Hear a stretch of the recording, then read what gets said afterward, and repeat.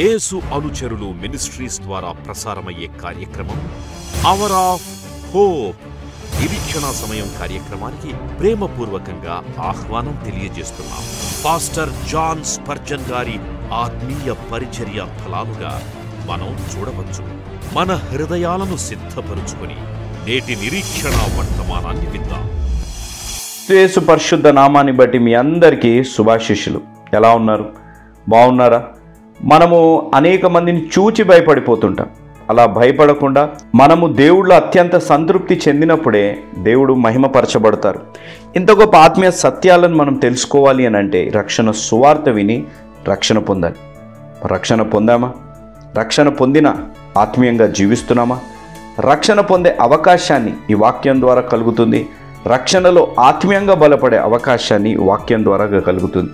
ఇంత గొప్ప అవకాశాన్ని సద్వినియోగం చేసుకొని కోట్లాది ప్రజలు ఈ రక్షణ సువార్త వినేటట్టు వారు వెళ్ళలేకపోయినా వెళ్ళేలాంటి యేసునిజల పరిచర్యను ప్రోత్సహించి బలపరిచిన మిస్ తేజస్విని గారు, వారు బెంగళూరు కర్ణాటక స్టేట్ వాస్తవ్యులు. తేజస్విని గారు ఆరోగ్యం కొరకే, సొంత గృహం కొరకే, వారి తల్లిదండ్రులు కృష్ణమూర్తి గారు మరియు జయమేరీ గారి ఆరోగ్యాల కొరకే ప్రత్యేకంగా ప్రార్థించమన్నారు. వారి కొరకు ప్రత్యేకంగా ప్రార్థిస్తాం.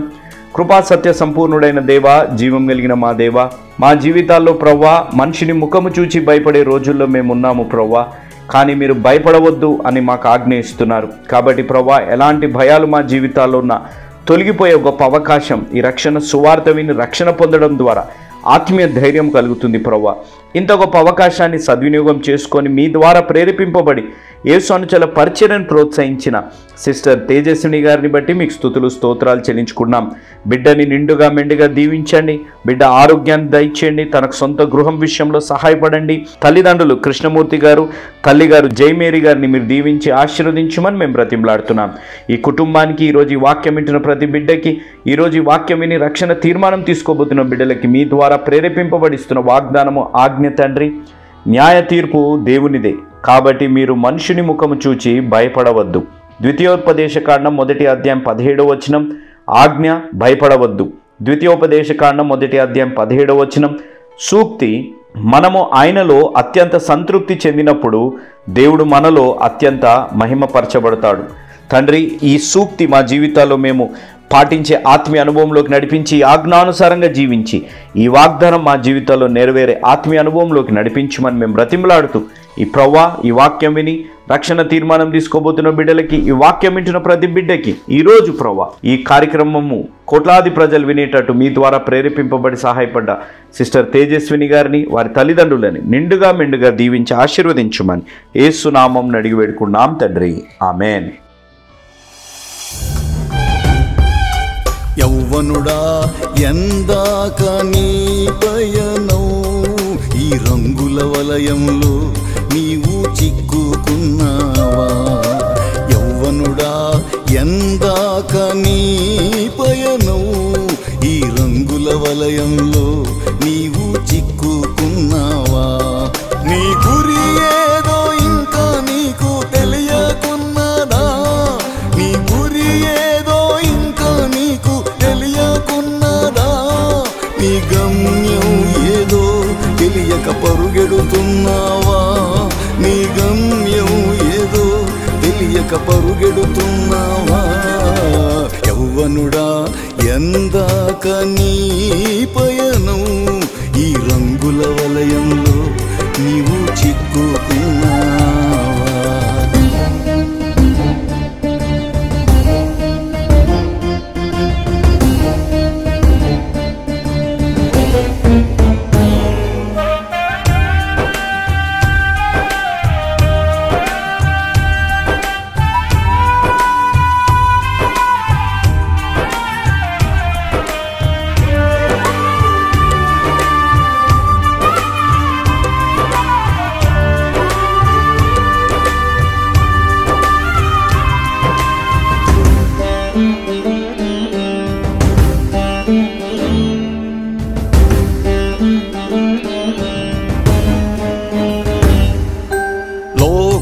శాశ్వతమని భ్రమపడుతున్నావా? నీ మోహపు చూపులతో కలలు కంటున్నావా?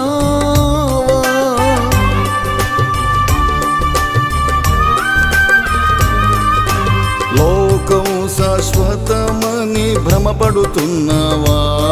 నీ మోహపు చూపులతో కలలు కంటున్నావా? నీ అందం చూసి నీలో నీవు మురియుచున్నావా? నీ అందం చూసి నీలో నీవు మురియుచున్నావా? నీ బంధాలు తెంచుకోలేకపోతున్నావా? నీ బంధాలు తెంచుకోలేకపోతున్నావా? యవ్వనుడా, ఎందాక నీ పయనం? ఈ రంగుల వలయంలో నీవు చిక్కుకున్నావా?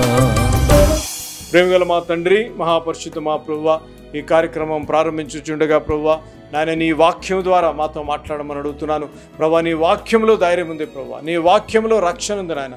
నీ వాక్యం ద్వారా మేము ఆదరించబడతాం నాయన. నీ వాక్యం ద్వారా మాట్లాడండి. ఈరోజు ఎవరైనా నిస్పృహ, నిరాశ, కృంగుదలలో నాయన, అపనమ్మకంతో ప్రభువా నాయన, మరి ఈ కార్యక్రమం చూస్తుంటే ప్రభా వారిని ధైర్యపరచండి. వారి జీవితంలో ఒక అద్భుత కార్యాన్ని యేసు నామములో జరిగించును గాక అని ప్రార్థన చేస్తూ నీ కుమారుడు మా రక్షకుడు అని యేసు ప్రభువు అతి శ్రేష్టమైన నామములో అడిగి వేడుకుంటున్నాను తండ్రి, ఆమేన్. Praise the Lord. ఈ సాయంకాల సమయంలో ఈ రీతిగా నిరీక్షణ కార్యక్రమాన్ని వీక్షిస్తానికి వచ్చిన ప్రతి బిడ్డని దేవుడు దీవించి ఆశీర్వదించును గాక. ఎలా ఉన్నారమ్మా? బాగున్నారా? ప్రీతాముడు, ప్రియ చెల్లెమ్మ బాగున్నారా? మీరు బాగున్నారు అని ఆశిస్తున్నాం. ఎందుకో తెలుసా? విశ్వాసంతో చెప్తున్నాను. మీ గురించి ప్రార్థించే ఏ సనుచరులు, ప్రార్థించే అన్నదమ్ములు, ప్రార్థించే సంస్థ ఉందని మీరు ఎన్నడూ మరవద్దు. ఏదైనా ప్రార్థనాంశాలు మీకున్నాయా మాకు తెలియజేయండి. మా ప్రేయర్ లైన్స్ మీరు ఫోన్ చేయొచ్చు. నాకు కానీ తమ్ముడు భక్సింగ్ కానీ మీరు ఫోన్ చేసి వ్యక్తిగతంగా మాట్లాడవచ్చు. దాంతో పాటుగా నూతన సంవత్సర క్యాలెండర్ తీసుకున్నారా? By the way, wish you very happy new year. ఎందుకన్నా ఆగారంటే మీరు చెప్తారని నేను ఆగాను అనమాట. కొంతమంది అనుకోవచ్చు, అన్న మేము చెప్తే కూడా మీకు వినపడదు కదా అని. బట్ అట్లీస్ట్ మీరు చెప్తే పరిశుద్ధాత్మ దేవుడికి తెలుసు కదా. మళ్ళొకసారి చెప్తాను, నూతన సంవత్సర శుభాకాంక్షలు. దేవుడు మిమ్మల్ని దీవించి ఆశీర్వదించును గాక. నూతన సంవత్సరం క్యాలెండర్ తీసుకున్నారా? యేసు అనుచరులు భయపడకుడి, డు నాట్ బి అఫ్రైడ్ అనే అంశంతో అద్భుతమైన రీతిగా తెలుగు, ఇంగ్లీష్ ఒకే క్యాలెండర్ వచ్చేలాగా, మళ్ళీ చెప్తున్నాను చూడండి అమ్మ, ప్రియ తమ్ముళ్ళు, చెల్లెలు, యవనస్తులు ప్రత్యేకంగా తెలుగు, ఇంగ్లీష్ ఒకే క్యాలెండర్ వచ్చేలాగా భారతదేశంలో మొట్టమొదటి క్యాలెండర్ తెలుగు, ఇంగ్లీష్ ఒకే వైపు వేసిన సంస్థ ఏదన్నా అనగా యేసు అనుచరుల సంస్థ. కాబట్టి క్యాలెండర్ తెచ్చుకోండి. 50 రూపీస్ మాత్రమే. కాబట్టి ఎక్కువ కాస్ట్ కూడా పెట్టలేదు. ఇంగ్లీష్, తెలుగు ఒకే వైపు వేసాం కదా అని మేము ఎక్కువ కాస్ట్ కూడా పెట్టలేదు. 50 రూపాయలు మాత్రమే. దానితో పాటుగా నాన్నగారు రాసిన ప్రకటన గ్రంథ ధ్యానాలు టీవీలో ఇప్పుడు నడుస్తున్న 15th నిన్నే చూశాను నేను. 15వ అధ్యాయం చెప్తున్నారు. వచనం వెంబడి వంచడం. నాన్నగారు స్వహస్తాలతో రాసిన నోట్స్ని ఏం చేసాము అనగా దాన్ని బుక్ రూపంలో తయారు చేశాం. అద్భుతమైన రీతిగా నేను థియలాజికల్ ఎడ్యుకేషన్ నేను చదువుకున్నాను.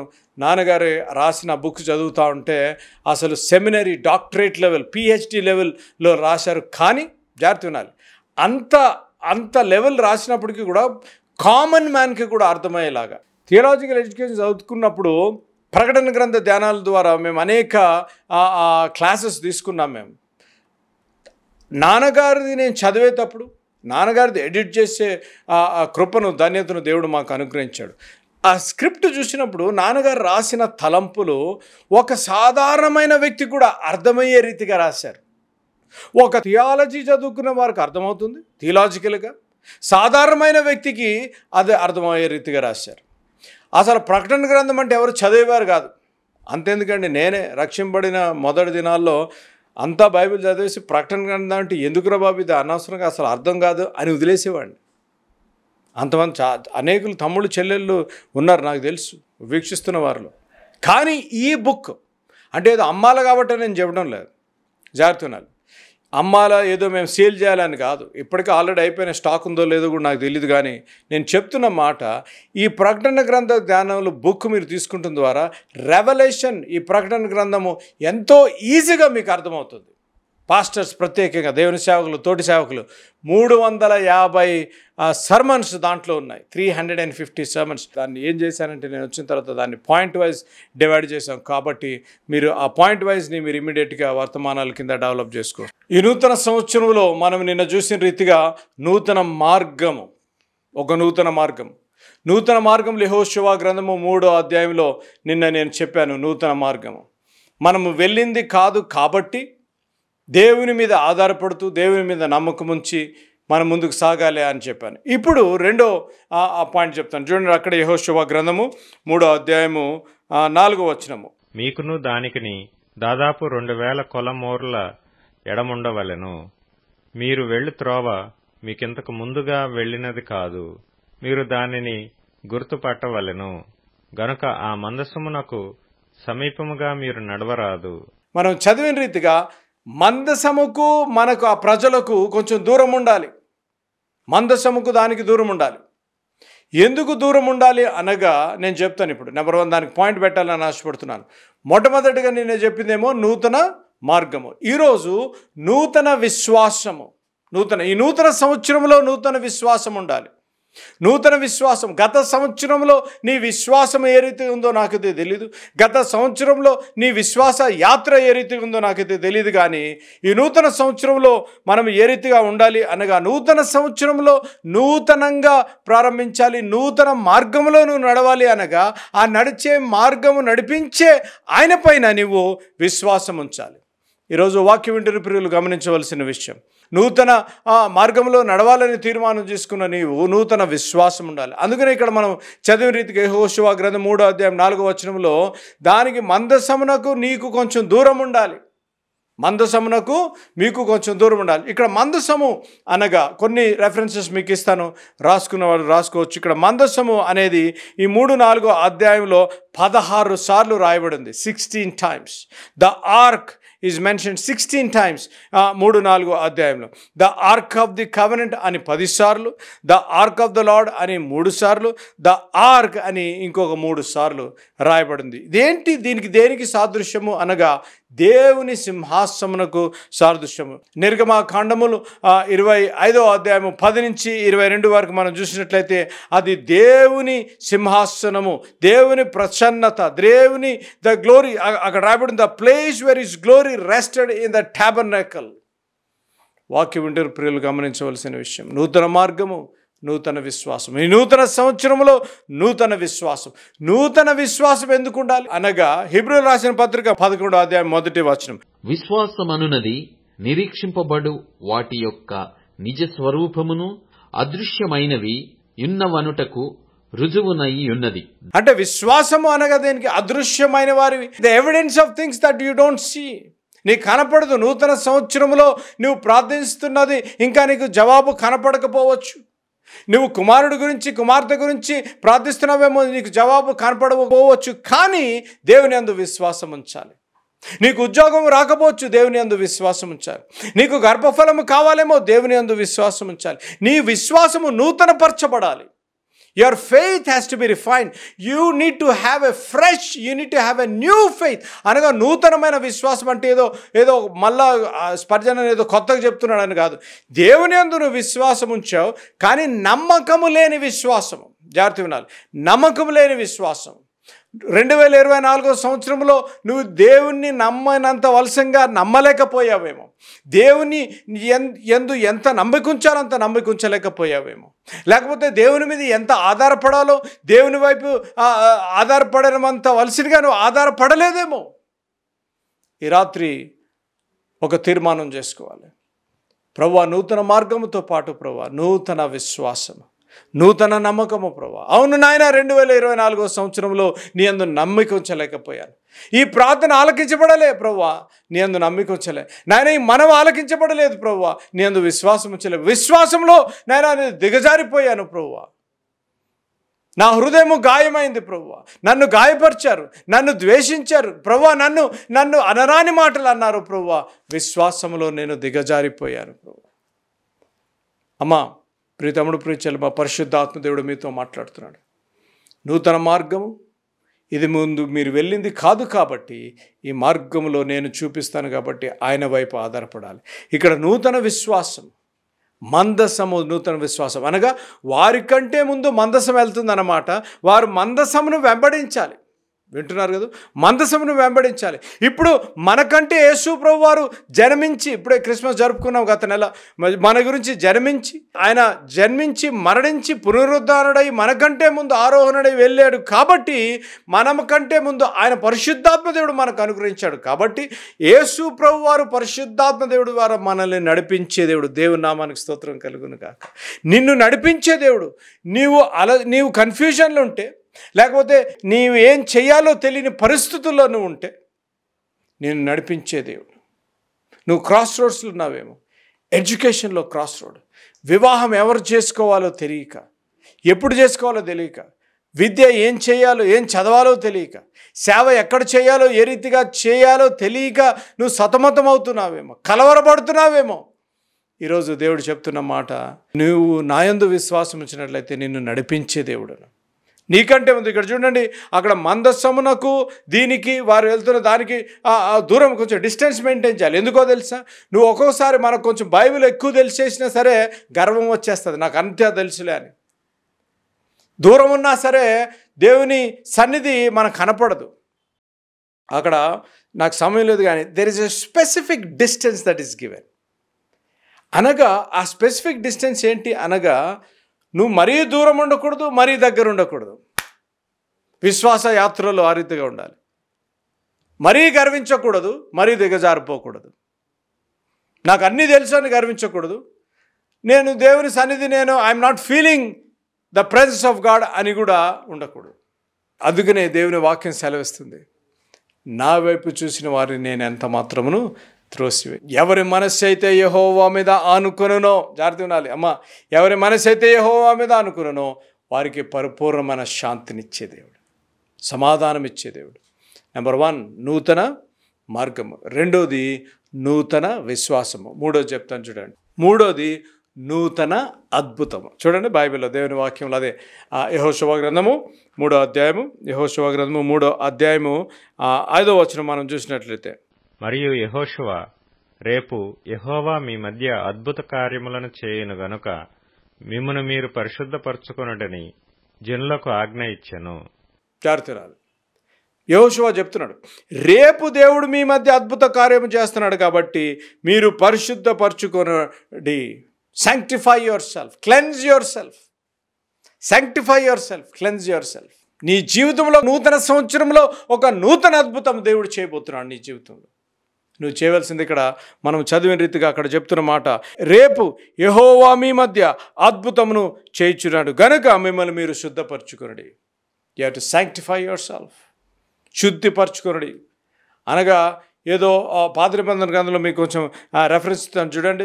ఆది కాండము 35వ అధ్యాయము 1-3 వచనాల్లో మనం చూసినట్లయితే, యాకోబు ఎప్పుడైతే ఒక నూతన నడక, నూతన విశ్వాసముతో ముందుకు సాగుతున్నాడో అప్పుడు చెప్తున్న మాట, యాకోబు తిరిగి వచ్చి ఒక నూతన మార్గము, నూతన విశ్వాసంతో ప్రారంభించినప్పుడు అక్కడ బేతేల్ దగ్గర ఒక మాట అన్నాడు. ఏమన్నాడు?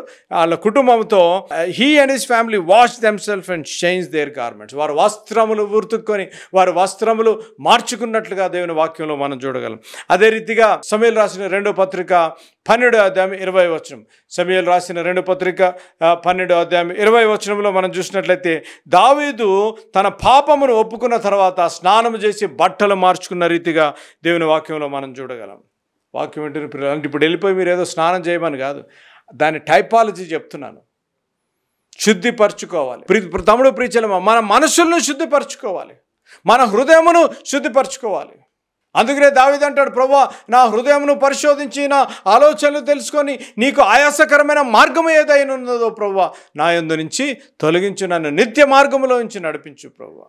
ఈ నూతన సంవత్సరంలో నూతన మార్గము నీకు అనుగ్రహించబడాలి అనగా, ఈ నూతన సంవత్సరంలో నూతన విశ్వాసము లేకపోతే నూతన నమ్మకము నీకు కలగాలి అనగా, ఒక నూతన అద్భుతం నీ జీవితంలో జరగాలి అనగా నిన్ను నువ్వు శుద్ధిపరచుకోవాలి. You have to sanctify, cleanse your thoughts. నీ మనస్సు, నీ హృదయము, నీ నీ నీ ఆలోచనలు, నీ చూపు, నీ నడక, లేకపోతే నువ్వు దేవునికి పాత సంవత్సరంలో ఏదైతే నీకు తెలుసు నేను చెప్పవసరం లేదు, పరిశుద్ధాత్మ దేవుడు నీకు జ్ఞాపకం చేస్తున్నాడు.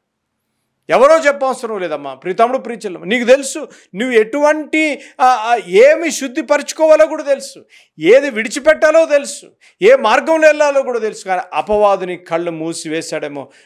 గత సంవత్సరంలో 2024 సంవత్సరంలో పాపపు ఊబిలో, నిస్పృహ, నిరాశ, కృంగుదలలో నడుస్తున్న నిన్ను ఈ నూతన సంవత్సరంలో దేవుడు దీవించాలని ఆశపడుతున్నాడు. Provided you sanctify your self, provided you set apart your self.